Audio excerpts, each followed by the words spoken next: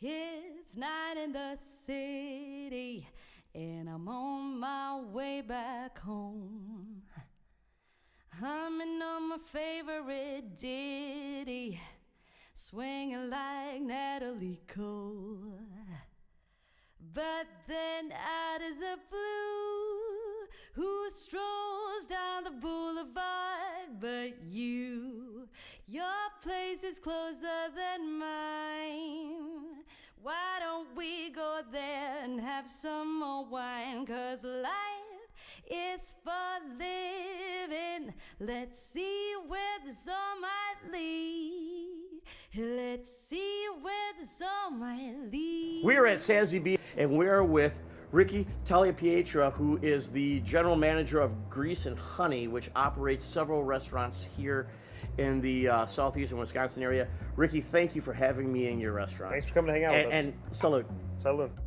Sazzy B is kind of it started as an experiment that became the flagship. So the name came from a working title, which was a sassy jazzy bistro. And then when majority partner Paul Compagna looked that up in Urban Dictionary, it turned out Sazzy B had a definition, and it was somebody who enjoyed taking photos, loved music, and enjoyed alcohol. We're like, well, it just makes sense. We're sticking with the working title now. It's the name. Wow. So we decided we want to do something a little bit different. We want to change the menu 3 to 4 times a year. We want to make food that we're excited about in the rest of the world. We travel a lot. When we go somewhere, we want to bring that home, and not just in the sense of recreating it, but recreating the experience. What was fun in whatever city we went to, and how can we make somebody at home feel that way that we felt?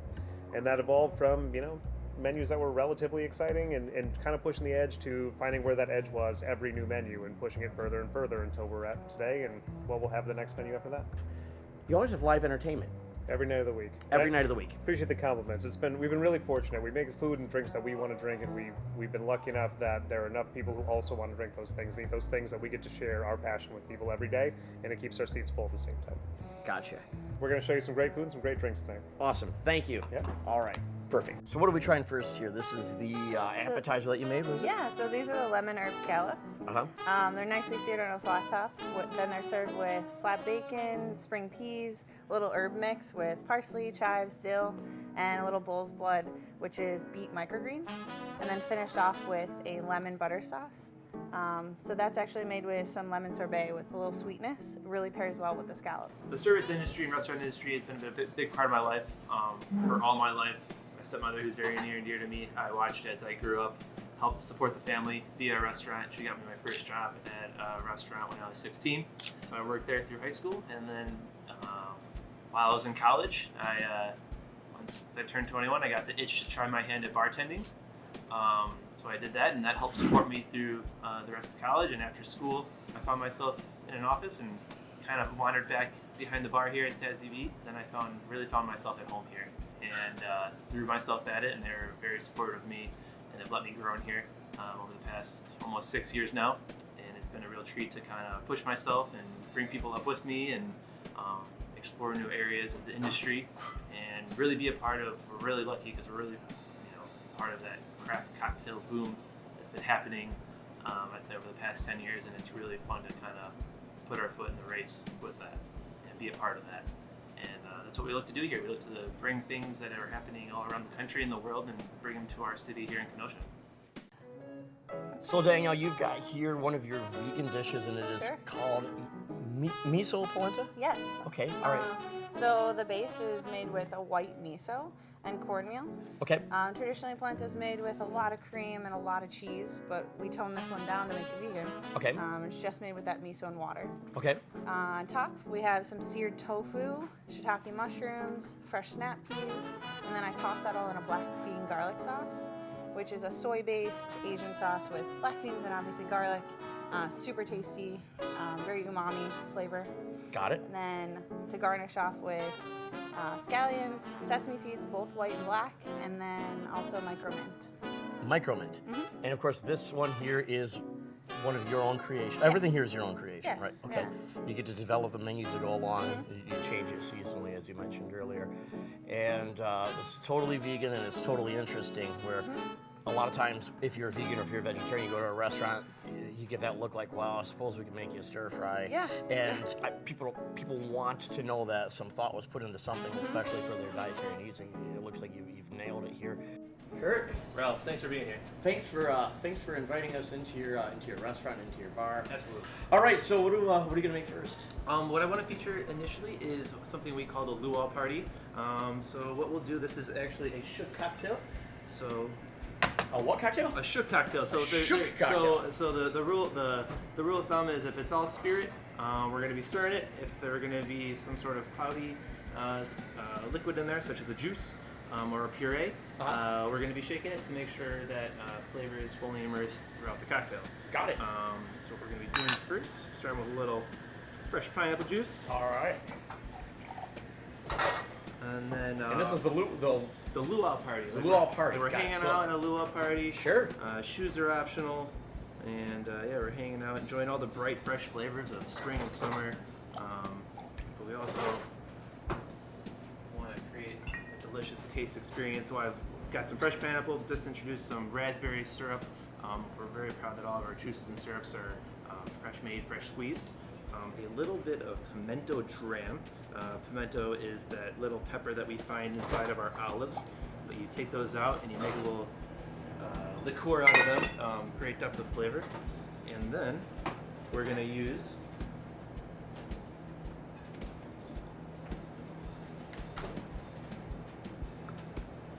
fat wash rum. So that's your fat wash rum already made. That it is, yep. Now, do you do the fat washing yourself? That we do, yep. Okay. Do fat washing ourselves for sure.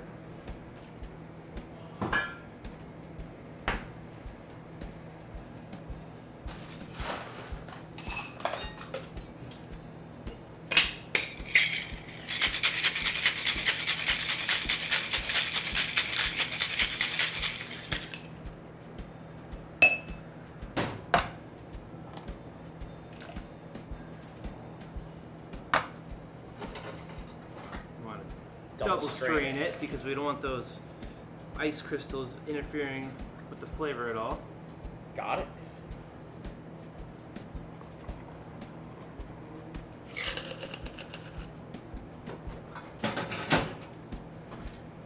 And we're gonna go ahead and do, just to bring out that full bacon flavor, Chef's very kind and maple cures some bacon for me. So we just love to bring that bacon that's existing in the cocktail forward a little bit. Put a little piece of that maple bacon on there. That is a gorgeous drink. I mean, look at that. Look at that. That is a work of art. This reminds me of the Flintstones when he puts that brontosaurus rib on the top of his car and the whole thing tips over. That is gorgeous. Thank you. And that crusting that you put on there. So there's a whole grain mustard crust with fennel seeds, so they toast really nicely and it releases that anise oil out of it. Uh-huh. It pairs really well with the grapes. Okay. And I saw you blister those grapes in there. Yeah, so you just blister the skins in a really hot pan, and then the green on the other side of this is a fava bean and chive puree. Okay. No dairy added, just fresh fava beans and chives and a little water and salt and pepper. Fantastic. All right, so what are we making next year? So what I have up next for you, actually our restaurant director came up with this a few years ago. We were looking to bring smoked cocktails into the area, so we developed the End of Shift. It's basically a play on a Manhattan, but like I said before, it is actually a smoked cocktail, which is kind of fun. So people have been drinking and smoking together for centuries, so when we can combine the two into one glass, it creates a really wonderful experience. Well, I mean, if you're not allowed to smoke in a bar, then just put the smoke in your drink, right? Yeah. We'll cut the corners for you. Yeah, absolutely. So what we're gonna do? Smoked cocktails. We're doing a smoked cocktail. Exactly. So we're utilizing fresh maple chips here. Oh, you're gonna light it on fire, Yeah, right? I get to light stuff on fire at work. It's pretty great. Yeah, fire's cool. So we're gonna get that all nice and smoky, and this is the tin that we'll be finishing the cocktail with. So we want to get that smoke flavor going on in there. And as that smoke is building up in that cocktail or in that shaker at the moment, we're gonna go ahead and get all the goods to be smoked with. So we're utilizing Jameson Caskmates, the stout edition. We really love Jameson here. We go through the most of it between Chicago and Milwaukee. That's a pretty proud fact of ours. So with the cask makes the stout edition, what's fun about that? Typical Jameson hangs out a little bit longer in an extra cask that's had Irish stout in it. So it develops a lot of nice caramel and vanilla flavor in it that we really like to use. Gonna use our old friend Antica Camparo vermouth. It's a really great sweet vermouth. I'll drink this neat all the time. It's Just like good. that. Just those two. And then we're utilizing, in Manhattan, there's bitters as well. We're utilizing chocolate bitters in this instance. Wow. Okay. Don't think milk chocolate, think very earthy chocolate, straight, a little bit more drier, if you will. Yeah, no sweetness. Yeah, exactly. Yeah. But great depth of flavor with it. So now we got all that built.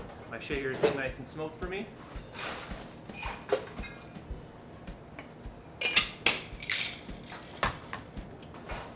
So all that smoke's in there. While that's getting ready, I'm going to get ready my finishing glass ready. Okay. So you're gonna smoke the glass. Smoke the glass too, and let that build up all nicely. People must love watching you make it.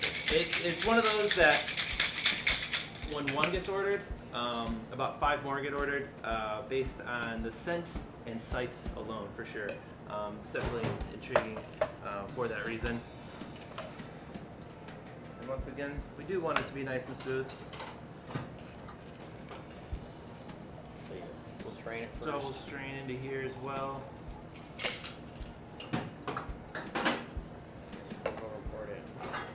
Get it ready for service, whether it's going to happen at the bar or in the dining room. Get the customer to experience that smoking element, and it's ready to go. That is awesome. Yeah. So we stick our schnoz in that snifter, and yeah. we're initially going to get that smoke, but all those smooth flavors in the back end from that delicious Antica Sweet Rosso vermouth. It's like drinking a campfire. Huh? It often, people, will make this one and it smells like a campfire in here. And It tastes it's really a very welcoming scent, right? surprisingly smooth though. Incredibly smooth. Surprisingly smooth. Like you smell the smoke and you're figuring that the smoke's going to give it way more of a bite than it does. Yeah. And yes, there's a little smoky aftertaste, which is what you're obviously, if you don't like smoky aftertaste, you're not going to order a smoked drink. But the smoothness when it's going down, you don't even really, you smell the smoke, but you really don't taste it. It's all kind of happening together. Isn't Yeah, it? it's just kind of a slight finish afterwards, a slight smoky finish. I've had wines have a smoky finish without actually being smoked. Yeah, for sure. That this is smoothly done. Yeah, absolutely. Yeah, definitely. That's a fantastic cocktail. Good. Yeah, cheers. All right, yeah. We're gonna brighten it up a bit, make it a bit more refreshing. So I think we should do our seasonal. We call it the BG&T. So it's the Sazzy B take on a gin and tonic. Okay. We changed that up seasonally, and we wanted to create something bright, refreshing, and super welcoming. Something that also we can maybe claim as, we like to call it, a patio pounder, because it is about to be patio season. Sure. The patio fills up, and it's fun to experience downtown Kenosha on the patio on a nice summer day. Sure. So we want to make that experience great for everyone. So we're gonna start with some fresh strawberries.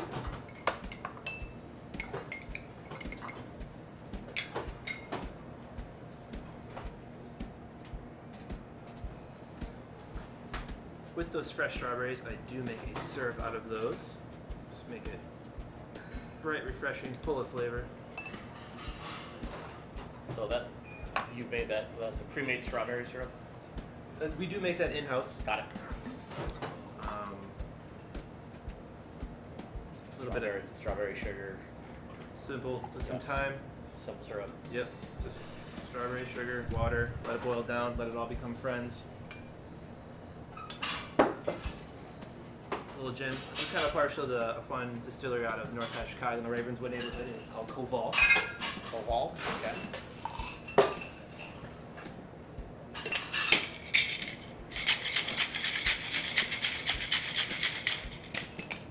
We give that one just a quick shake, because we want to keep all those strawberries on there. Nice. And then we want to show a little love to the, to the north, the beautiful city to the north of us too, Milwaukee. And top note, it's a company that makes a wonderful tonic. We're utilizing their Indian tonic, and we'll finish it off with that.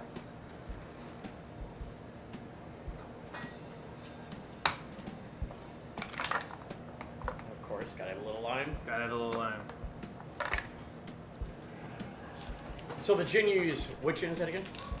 Top Note is the company. Top Note. It's their Indian, is the style of tonic. Basically, that means you're just gonna get a little extra earthiness, a lot of gentian, a lot of citrus going on. And the gin is out of a distillery in Chicago? Correct, yeah, Koval Distillery. Koval? Koval, K-O-V-A-L. Koval, okay. And Koval Distillery. we've had cocktails, and they featured us before, so we love them, and their distillery is great, right in the Ravenswood neighborhood. So if you're ever 3 stops away from Ogilvy, get off the metro and go check them out because they're right there. 3 stops before the Ogilvy Transportation Center. Yeah, I believe that's right. 3 or 4 is the Koval Ravenswood Distillery. stop. Yeah. In Ravenswood. Yep. Okay. Yep, they're All great. right. And, Good. But yeah, we wanted to kind of keep it simple this summer or this spring summer with the BG&T. We do change our cocktail menu. As our food menu changes seasonally, we do our spring, summer, and fall, winter. Got it. So it changes twice a year. You get basically about 70 cocktails a year to choose from, so that's exciting. But anyways, back to the BG&T. Bright, refreshing, but the true gin and tonic lovers will appreciate this as well. Due to just kind of its great, delicious, natural spirits and flavors going on there. Gonna work with citronelle. Citronelle is French for lemongrass, so you're gonna find some lemongrass in this next cocktail. Okay. It's a plant of Vesper. My joke is it's the cocktail James Bond famously orders wrong, because it should be stirred and not shaken. But really, I'm not a strapping Englishman, so I can't get away with that. Got it. So what we're gonna do? Yeah, but Sean Connery's old enough; he probably kick his ass now. I don't know. He's got a great hook. We're gonna start off with another syrup we make here in house from fresh lemongrass. It's a lemongrass simple syrup. Traditional Vesper calls for gin, vodka, and a lovely French spirit called Lillet. Lillet. So we'll be utilizing that too. Lillet. So I'm gonna go back to my friend Koval.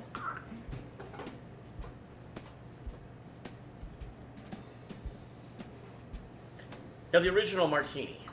Yes. Was that a gin drink? It was a gin drink with more vermouth than people drink today, and it's how it should be drank. 2-to-1 ratio, a little orange blossom water. If you don't have orange blossom water, it's okay. A couple of drops of orange bitters. So it does should be the 2 trick. parts gin, 1 part vermouth. Stirred, strained, in a coupe. That's a martini. So that's another reason I really like this cocktail. It kind of pays a little respect to that traditional martini. Got it. We have our Lillet.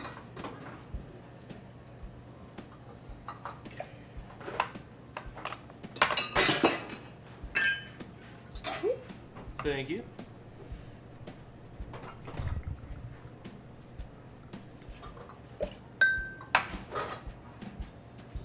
It's kind of our favorite house vodka, Luxusowa. It's a great Polish potato vodka. Get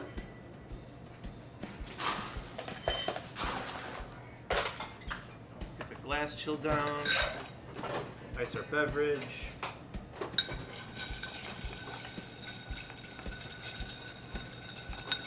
Stirred.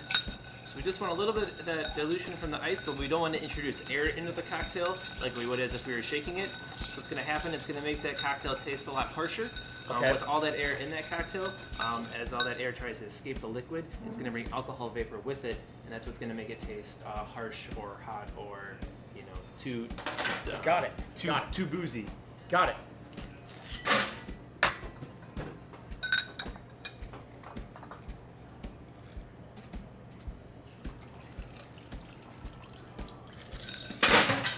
Gorgeous.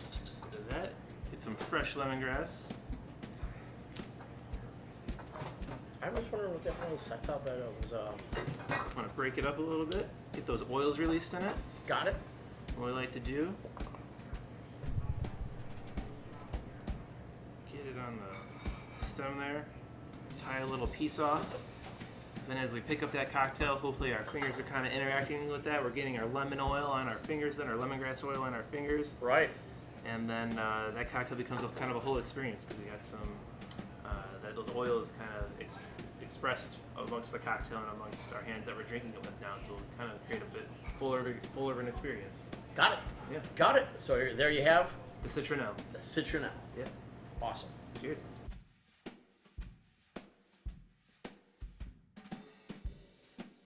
I'm gonna do a couple more cocktails. We actually took a break between cocktails because I had to have that pork chop. It's understandable. You need to grab a bite to eat. And so as a result, I got this IPA here that you hooked me up with. And you know what? It's actually kind of perfect because that fennel and aniseed that we have in that pork chop actually might pair up perfect with this next cocktail that we're going to do because we're going to do a cocktail that is absinthe based. Absinthe is always a lot of fun because it freaks a lot of people out. There's a lot of questioning and folklore around absinthe, but at the end of the day, it's a delicious, herbaceous spirit that bartenders love to play with. In this format, I really enjoy it because we're kind of presenting it in a bit of that traditional absinthe presentation that you might find at an absinthe bar, with the fountain, with the water dripping over the sugar cube into the absinthe. So what are some of the stories where behind you the go. absinthe? What's the the big folklore? the big thing is with one of the main ingredients used mostly for flavor, but there are some stories about wormwood and if that has psychoactive capabilities and that if you made Really? Yeah. So it was actually illegal in the United States up until very recent. I want to say maybe about 10 years ago. Really? Now it was allowed to come back on shelves. It is all kind of folklore, in my opinion. I've had absinthe all over the world before, and it's never made me see anything that wasn't actually truly there. But right. it's a delicious spirit. We love to play with it, and in this presentation, we would call it Purple Rain. Okay. Purple ring, Purple Rain, like our the friend song. Prince. Like I didn't mean to cause any trouble. No, hasn't caused us any trouble. I didn't mean to cause any pain. No. Only one time I want to see you laughing. Right, there you go. Exactly, you're all about it. That's it. I'm all You about nailed it. You nailed it. Yeah, exactly. So what we're going to start off with is a little bit of butterfly pea flower. Okay. That is actually in a jasmine green tea. So that's going to have this great kind of green tea flavor going on with it in this beautiful deep violet color.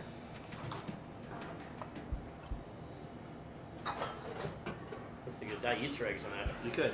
You definitely could. And then, bust into some of our absinthe here.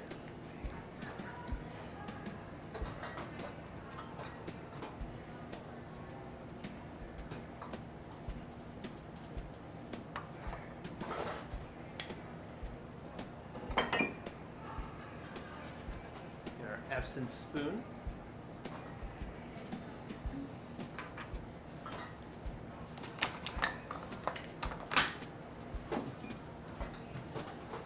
This is where we kind of utilize that traditional absinthe presentation with the sugar cube over our absinthe spoon.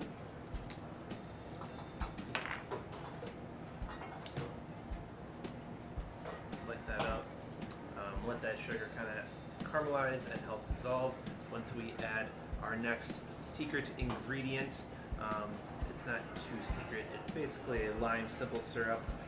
With a little bit of citric acid added to it. I used a little less lime juice, a little extra citric acid, because what we're looking for is for it to interact with that butterfly pea flower. Something with a high amount of citric acid and that butterfly pea flower has a lovely effect. So we like to call this little concoction Princess Love Juice. This is love juice. Exactly. So we'll let that caramelize for a sec. Pour that over, and as you see, that deep blue now it turns into this lovely shade of purple since it has reacted with the butterfly pea flower. We'll get that sugar cube in there. Kind of break it up with our spoon.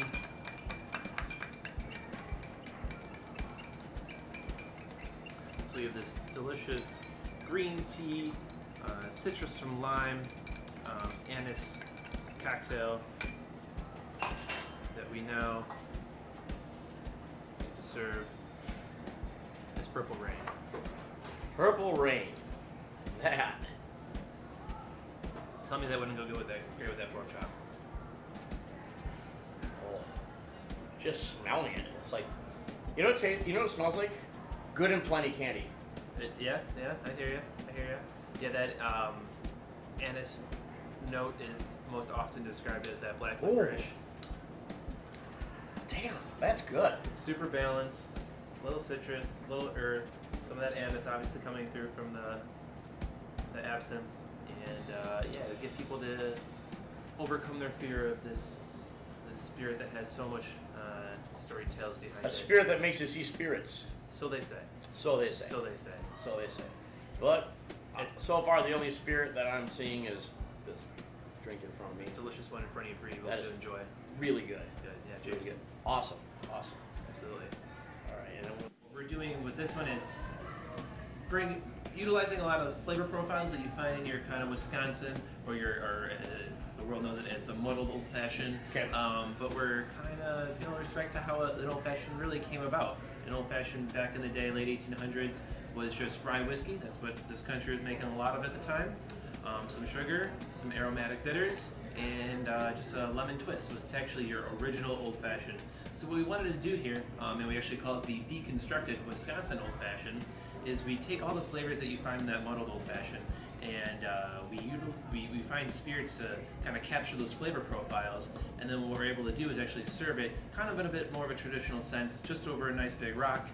It's all spirit, there's no muddled, there's no fruit going on in there, but it makes for a whole well-rounded cocktail. Got it. It brings a lot of familiarity, All right. similarities to that Wisconsin old fashioned. So you got an ice cube, looks like a snowball there. So yeah, we got a wonderful ice sphere. We like using the large rocks in these kind of spirit-forward cocktails because they melt a little slower. Uh-huh. We'll bring a chill into the cocktails. You're not going to Okay. feel it too much dilution in this instance. All right. What we're going to utilize is actually a 5-year aged bourbon made in this fine state. So a lot of people they question us because we're not using brandy. The old fashioned used to use rye, so we kind of break the rules and wanted to use something that is actually made here in the state Okay. from J. Henry and Sons, Got just it. north of Madison. So it's a great 5-year aged bourbon. Okay. To capture kind of the bitter, cherry, and also a little bit of orange flavor, we're going to use Amaro Montenegro, probably one of our favorite Amaros or Amari to use. Okay. As liqueur. And that is, it's a type of Amaro. So the world of Amari is a fascinating one. There's a bunch out there. It's like saying the word vodka or whiskey. It's a spirit category all in itself. You're familiar with some. There's aperitif and digestif Amari. So the stuff you eat, you're supposed to drink before dinner. The stuff you're supposed to eat or drink after dinner. So the ones before you're familiar with, like Aperol Campari, and there's a world of dark Amari as well. Right. Montenegro being one of them. So we're utilizing that to capture a lot of kind of that depth of flavor that we can find in an old fashioned. So what we've done actually is found the perfect ratio of J. Henry and Sons, Amaro Montenegro, and a little bit of a traditional orange curacao. We blend those three together, and we like to batch that one. So that's kind of that special concoction right here, already batched for you. Okay. So what's in here again? So that's the Amaro. The bourbon, and orange curacao, which is an orange liqueur more or less. Okay, and it's already all pre-mixed, so we don't have to actually mix these. Exactly. You have it ready to go. We kind of find a nice You already have it portioned ratio. out, okay. It's one of our most popular cocktails, so we burn through them throughout So the I'm night. cheating. I already have the. Yeah, I'm setting you up for success, Ralph. Perfect. I want you to make a great cocktail. So what we're first going to do... I like success. Yes, likewise. So what we're going to do is we're going to throw that sugar cube into our mixing glass. So Uh-huh. I'll let you go ahead and do that. All right. Sugar cube into the mixing And glass. what we want to do with that sugar cube is we're going to caramelize this. So we're going to light it on fire. So we're going to take a little fuel right there and a couple drops onto that sugar cube. So we'll take that eyedropper out there. Sure, I'm just getting it right in the middle there. Yeah, definitely. We want the fire to be pretty too, right? Most definitely. Okay.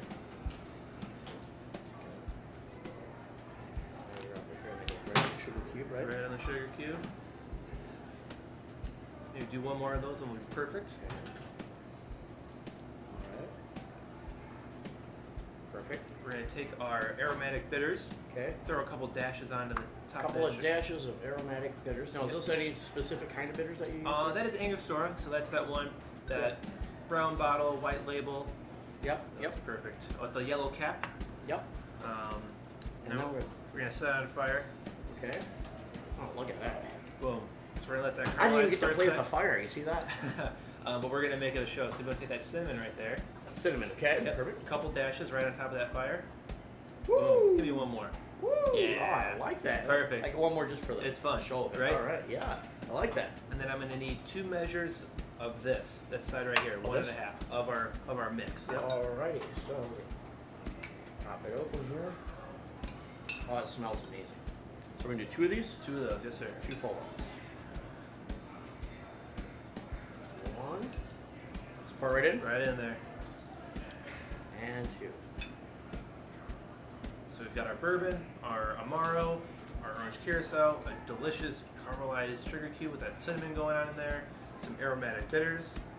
Now we got to make them all become friends. This is my favorite spoon. It's a spoon made specifically for old fashions.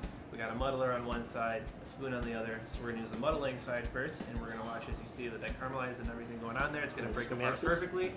We're going to smash that up. Right. Perfect. And if that's all smashed up, what we're able to do now is perfect. Let it all become friends. Okay. We're going to flip that spoon around. I'm going to add some ice for you. All right. We're going to give that a stir. And I like to stir just enough, just so you can start to feel the outside of the glass Start to get start to chilled. sweat a little bit. Yep. It isn't happening yet. Yeah, and we'll let you see, as you already just learned, you kind of let the weight of the spoon work its way to the bottom as we're stirring. Yeah, there you go. Okay.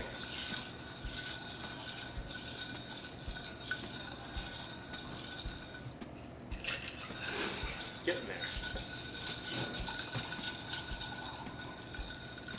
There it is. Yeah, let There. the weight of it do the work. Perfect. All right. We set that spoon aside. All right. We're going to take our julep strainer, Okay. lay that right across like that. Okay. You can hold it like that. I like to And pour it right in there. keep a little sure myself, so I like to hold it and pour it just like that. You got it. So you that Pour it right in there. pour Yep. right in. I think I got it here. You got it. Pour right onto that ice cube. Exactly.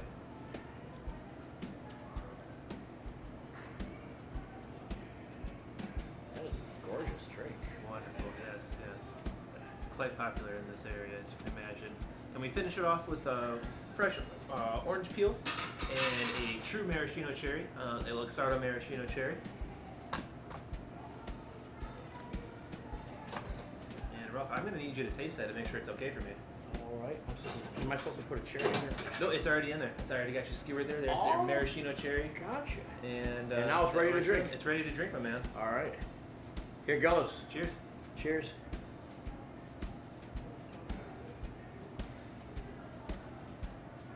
Wow. I think every every Wisconsinite that drinks an old fashioned will be very pleased with this cocktail, even though It's I you know didn't what it love is. It captures all the flavors of an old fashioned, but not quite as much sugariness. Exactly. That's Yeah. what we want to do. That was definitely a Yeah. goal of it.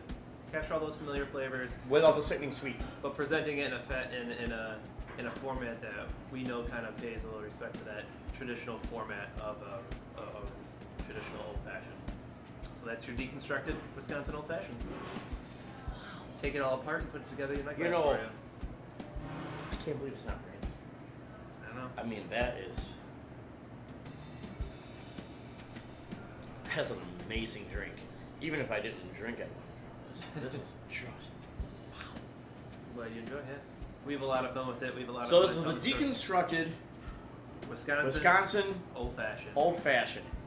I'm going to say that a couple more times till I get it right. I understand. Or you can come in, just order the deco. Everyone The knows deco. what it is. This is the deco. So you want to come in here, you want to order this. This is the deco, which is short for the deconstructed Wisconsin old fashioned. And I'm telling you right now that if you like old fashions to begin with, you're going to more than like this. This is over the top, amazingly delicious. Be careful, because I guarantee a couple of these will get you feeling pretty good.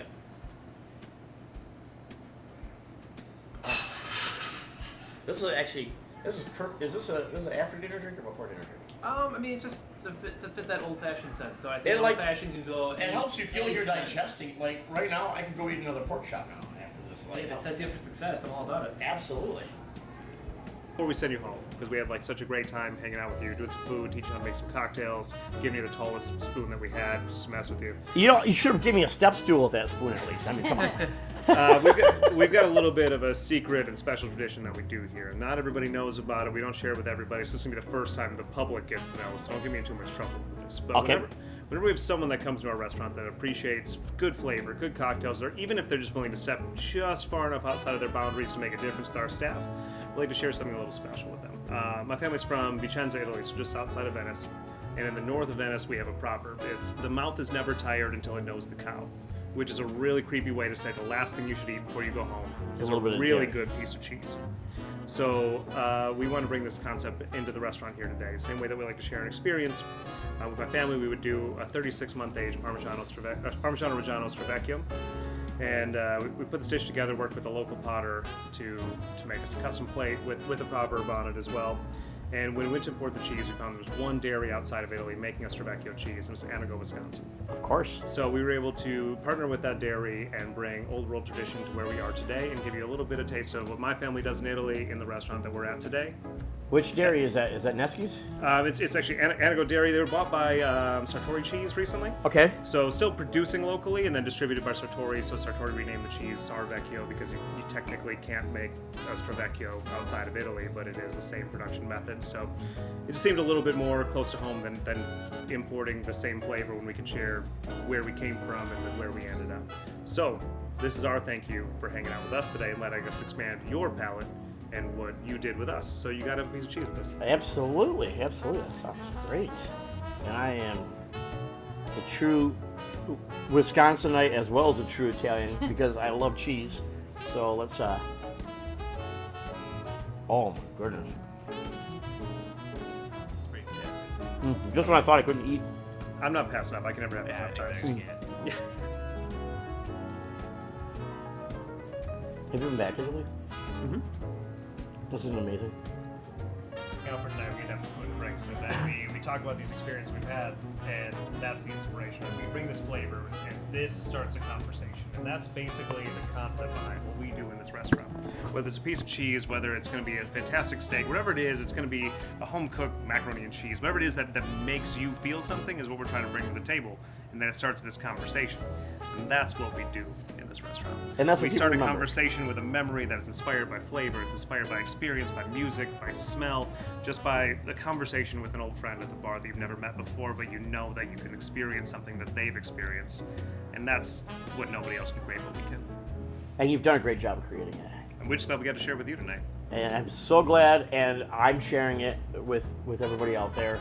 And Don't tell anybody about the cheese. It's a secret. this is a really good secret. It's a real good secret. That was a really good secret. At the end of the day, people think they remember how something tasted. Remember how it made it feel. Exactly. At the end of the day, people remember how that taste or that smell or that experience made them feel. Absolutely. And I have never walked out of here not feeling good.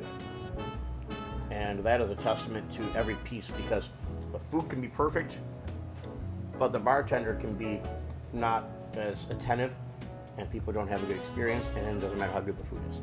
Or other way around, people can have a great experience with a very entertaining and engaging bartender who can make some of the coolest drinks ever, and then they get their food, or when it's not the way they want it.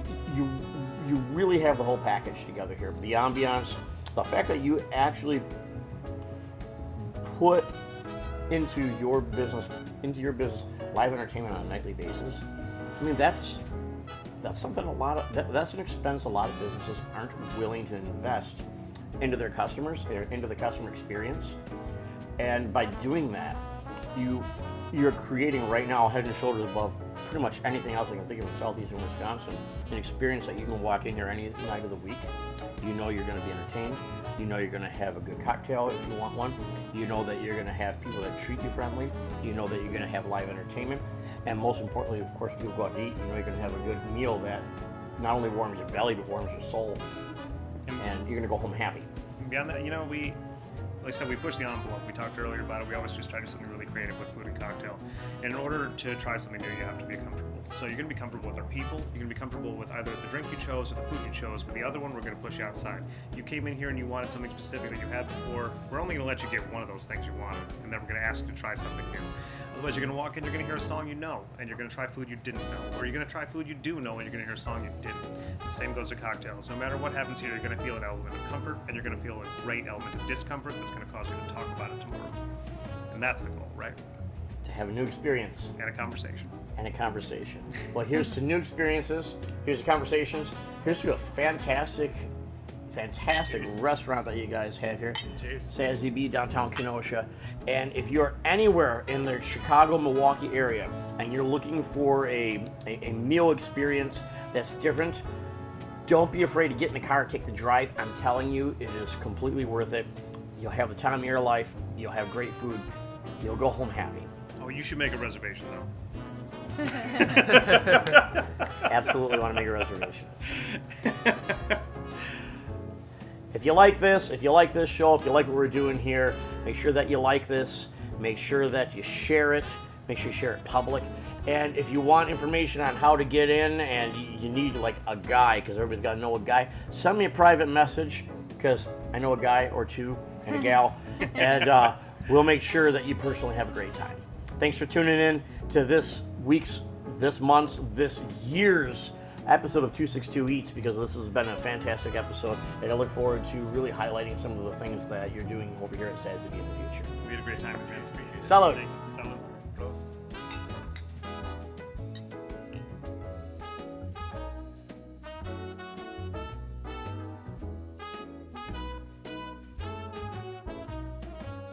It's night in the city, and I'm on my way back home. Perfect. Oh, perfect. I got it. I got the shot. Got what I was looking for. Vegan polenta. What's it called again? So miso polenta. Miso polenta. Yeah, so Not to be confused with miso hot. Yeah, definitely. Okay, we're gonna start all over again. That's from Full Metal Jacket. I acted so naturally.